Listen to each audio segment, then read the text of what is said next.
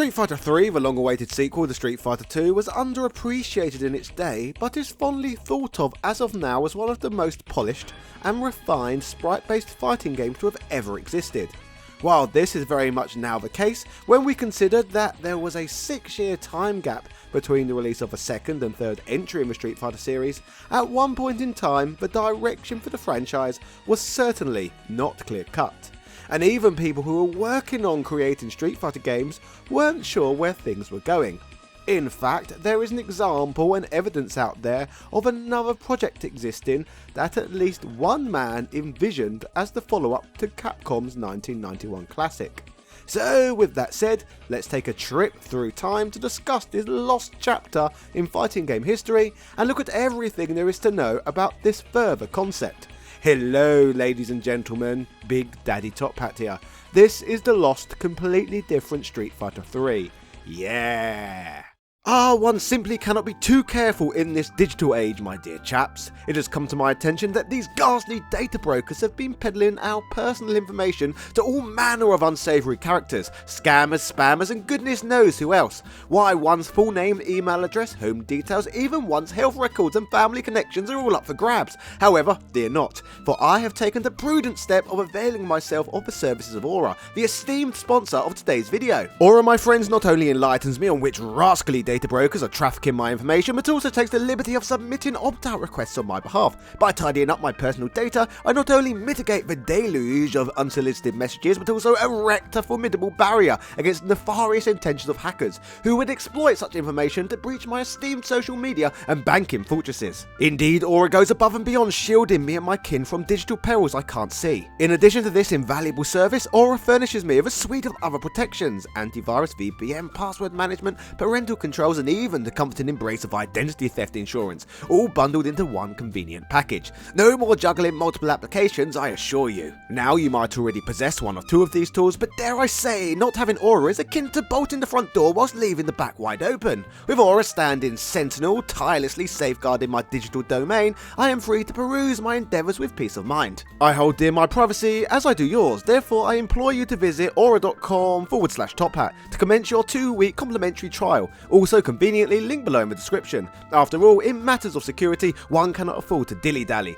To start today's tale off, we need to head back to the most memorable period in fighting game history, the era in which Street Fighter 2 was competing with the newly released Mortal Kombat for arcade supremacy. While Street Fighter 2 has laid out the fine blueprint for everything fighting games were to become, Mortal Kombat's unique spin on this concept caused the American franchise to edge past its Japanese competition in sales. With the even more impressive Mortal Kombat 2 quickly following its predecessor, generating a crazy amount of coinage, some felt the direction of where fighting games were going was changing as quickly as Street Fighter 2 had reinvented them. Posting on the Shoryuken.com forums, American game designer and artist Alan Noon would comment that Capcom 2 wanted a Street Fighter fighting game created in the graphical style of Mortal Kombat. He adds, it appeared that gamers might be tiring of the same hand-drawn sprites and 8-bit backgrounds of Street Fighter. I do not know whether or not the idea originated from Capcom Japan or one of the US offices, but it seemed to make sense that Capcom should make a Street Fighter to appeal to the changing tastes of the American gamer. Noon would have the privilege of working on such a project, commenting that to his knowledge he was working on Street Fighter 3. He adds, perhaps this is all my perception, but looking back, I remember that there was some amount of confusion as to what it was we were making exactly. It could have been the international game of telephone, but somewhere along the communication chain, from the Capcom Japan guys to the Capcom USA guys to our management down to the team, there seemed to be mixed signals. I distinctly recall that originally during the pitch process the game was billed as Street Fighter 3. We were to pull out all the stops and make the greatest Street Fighter ever. More characters, digitised graphics, new combo system, the works. We set about writing up all kinds of great stuff to include in the final product. The scope of the vision for this project appears to have been initially huge, with Noon providing plenty of detail regarding plans that they had in mind. Noon comments that all this was going down sometime during 1993-94, and we thought we were initially going to be making Street Fighter 3, or at least I seem to think so, for whatever reason. If you are somewhat of an arcade historian, or even better, can remember reading gaming magazines through this period, you may very well remember the famous Shang Long hoax, the April Fool's Day joke that was circulated by EGM and then imitated by other publications, bringing up this infamous yet hilarious age in Street Fighter history known as that the whole Shang Long controversy was still fresh in everyone's minds. Was Shang Long a character? Was it a mistranslation? We didn't know either, but what better way to get people really excited about Street Fighter again than to include the most hyped up character ever? As for the American produced Street Fighter 3, he states that Capcom Japan wasn't too hot on that idea initially, saying something to the effect that when Shang Long does appear, it would be like God making an appearance. What is curious at this point is that they never corrected us on the character's name. We always referred to him as Shang Long.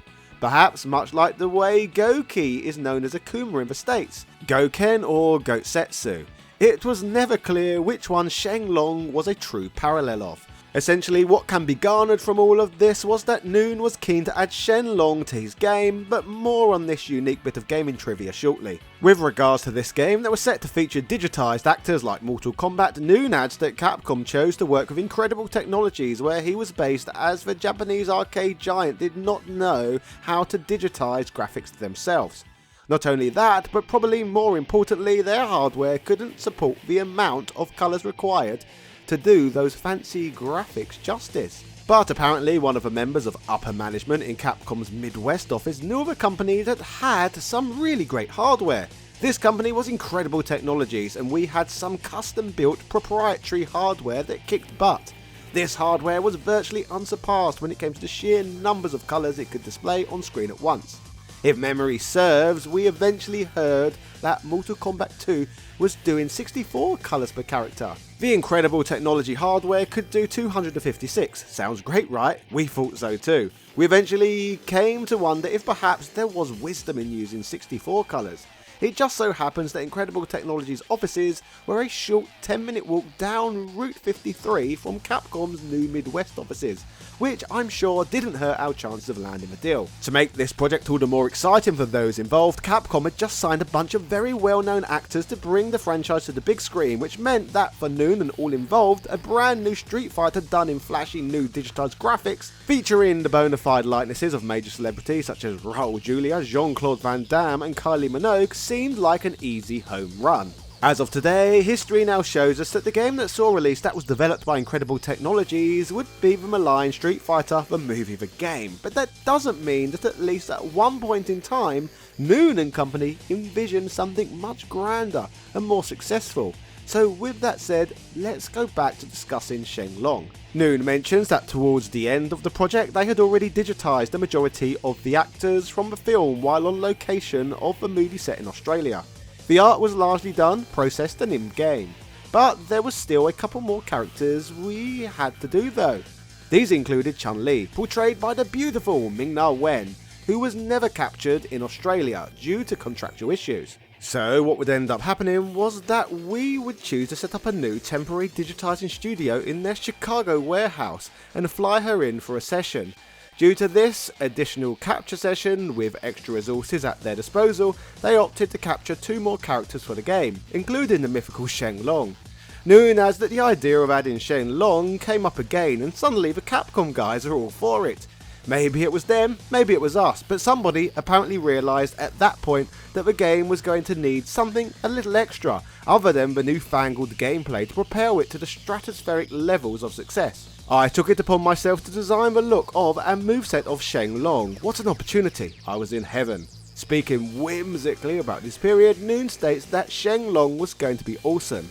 He wore black gi pants and a long green padded quilted sleeveless gi style top, which was tied off with a black belt. His hair was very long and white, being done up in a single big braid running down his back. He also had a very long kung fu movie style Fu Manchu moustache. Now this is where things get a bit wilder. He also wore a thick black ribbon over his eyes. The reason for this, I explained, was that Akuma had attacked Shang Long in an attempt to kill him, and while he failed in slaying Shang, he did succeed in taking his eyes out and blinding him. Shang Long was so badass though, he didn't even really need his eyes to fight.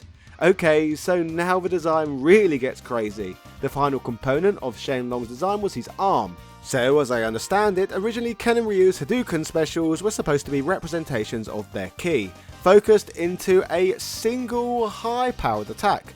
Hadouken supposedly translates roughly into something like Force Wave, and in the original art you can see phantom representations of their hands in the projectile. I believe that what happened was that for the most part your typical Western arcade customer wasn't familiar with the concept of ki in that day and age, so these attacks were generally referred to as fireballs. At some point during the series, Ryu actually started throwing fireballs and Ken developed the Flaming Dragon Punch.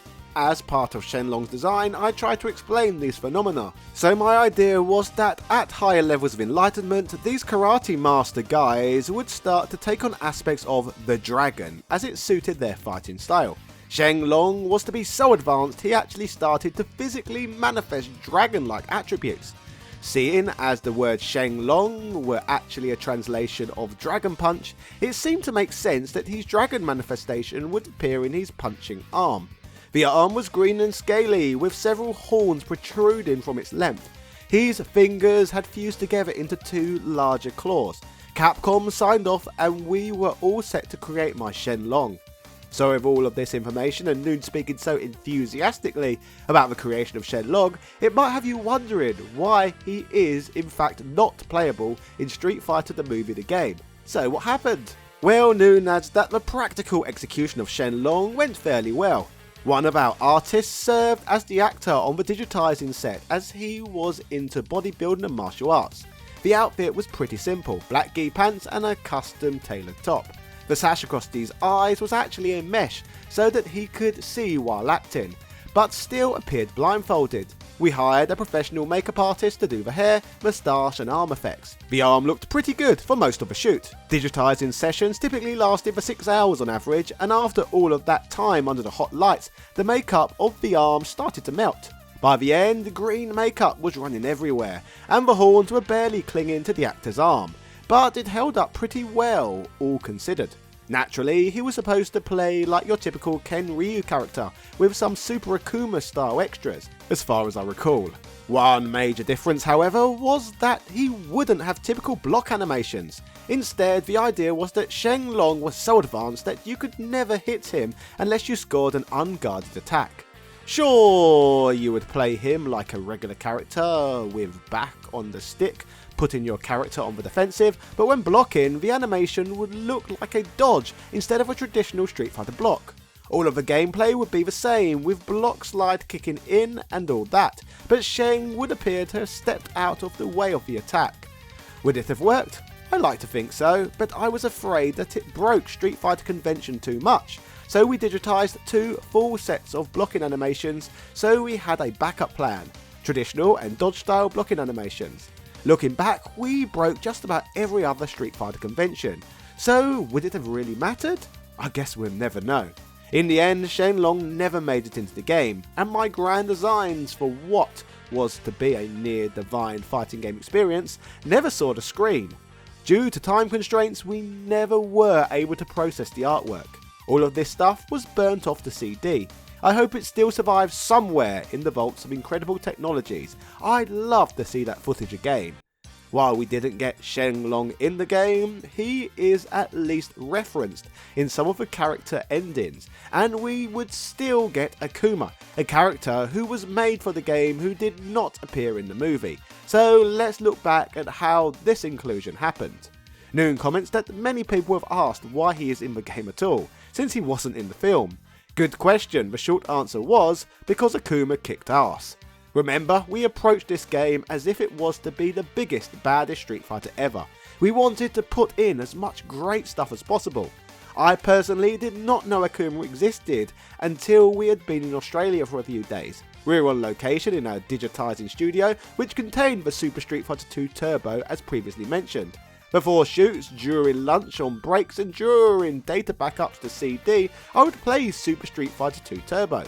Oftentimes I would play against the Capcom Japan guys, who were there too. Obviously Akuma was totally cool. The arcade scene seemed to be afire with the news that he was playable. Even later that week, when I went to the arcade one night in Surfer's Paradise, people had learned of him and were using him like mad. We wanted him in Street Fighter the movie bad. As it turned out, we had an opportunity to create and capture Akuma for the game. In addition to the big name Hollywood guys, there were a number of real life martial artist types serving as fight and stunt coordinators, and are appearing in the film as various villains and background characters. One of these was Ernie Reyes Sr. Mr. Reyes was a really cool guy, super friendly, very professional, and he genuinely seemed to be very interested in the whole video game thing we were doing. We approached him with the idea that perhaps he could play a role in the game, to which he responded very positively to. We were overjoyed to be working with a real martial artist, who had the kind of physical control over his body that we needed.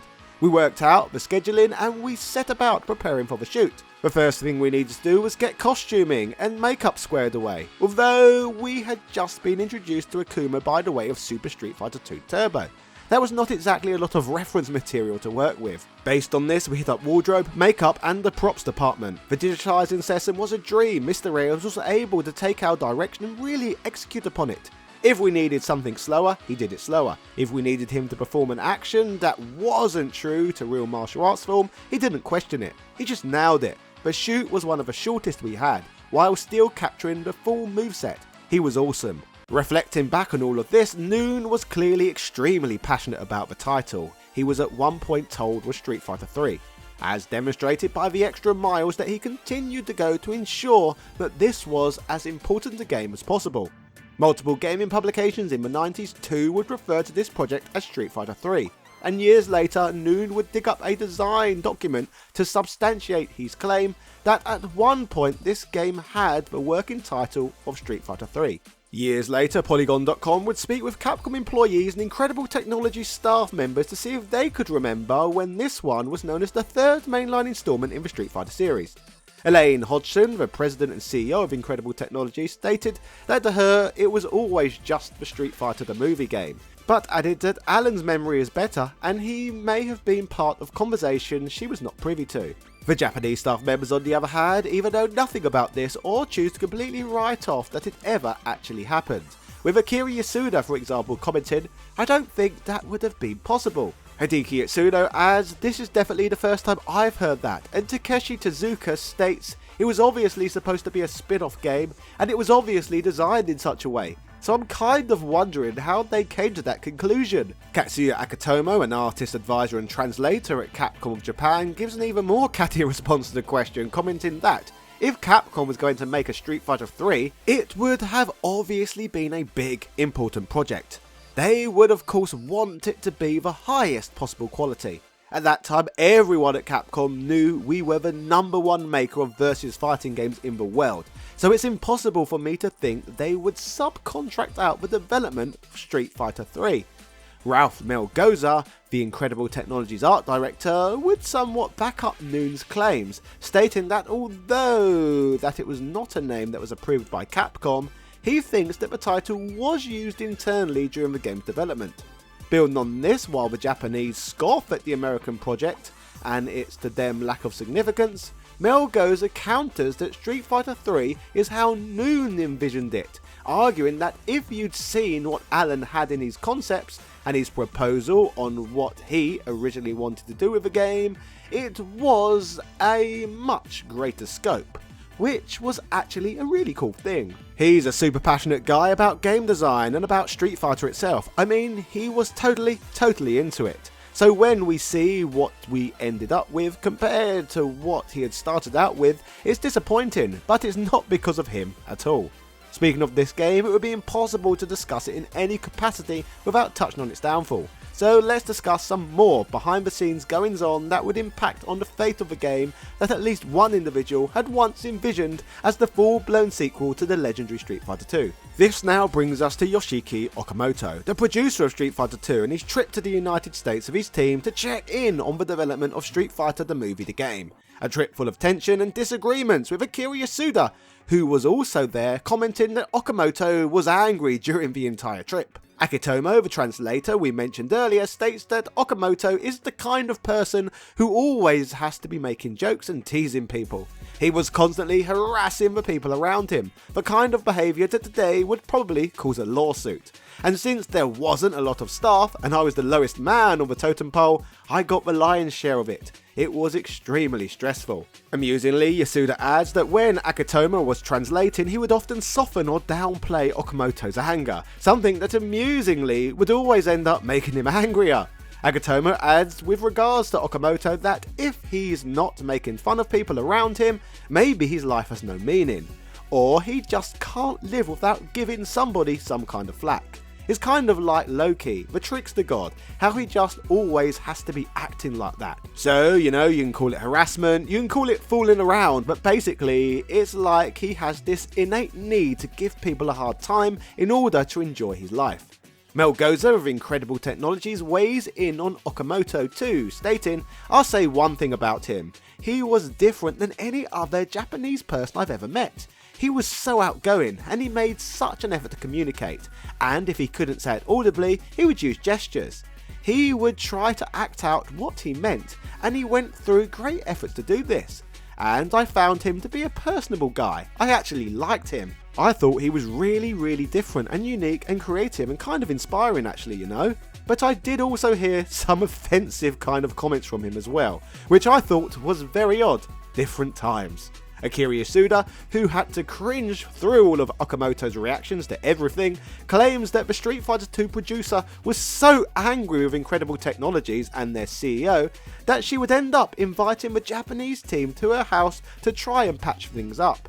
A house that Yasuda comments was huge and luxurious, which made him question his whole existence. In his own words, he adds, "Seeing that house actually made my heart sink further, just with how big it was and how little money I had myself. I mean, we created this huge hit with Street Fighter II, but I didn't get rich off it." But here he was in the home of someone he felt was responsible for producing games of a much lower quality. When speaking about the Japanese, the game's art director Ralph Melgoza mentions that they didn't really at any point help to try and improve the game's quality, and instead it just felt like the entire time they were mostly just looking over their shoulder and never really saying anything. Finding their behaviour the entire time strange, Melgoza adds, "I'm not sure if that's just part of their culture." So that was kind of a head scratcher. It was weird in a way, and I don't want to make excuses. It is what it is, but I do feel in some ways like they kind of wanted us to fail, because Street Fighter was their thing, and then this American company is given their franchise to do this, and I think there was a little chip on their shoulder over that, like, hey, this is our baby. We wanted the game to be so much more, and we were really limited by what we had to work with. We did what we could with what we had to work with. So holding everything in mind we have discussed today, could it be at all possible that the staff from Capcom of Japan wanted Street Fighter the movie, the game, to fail hard? Going through everything we have heard today and looking at interactions between American and Japanese wings of gaming companies in the past on here, it certainly doesn't seem beyond the realm of possibility. Perhaps with a little more support from Capcom of Japan, the game that Alan Noon once envisioned as the third mainline title in the Street Fighter series could have possibly have been a lot better. Or maybe the Japanese were right to be dismissive and disgusted. Comment below what you think of a lost, completely different Street Fighter 3. Subscribe and check out my video on the lost, completely different Street Fighter 4. Yeah, cheerio.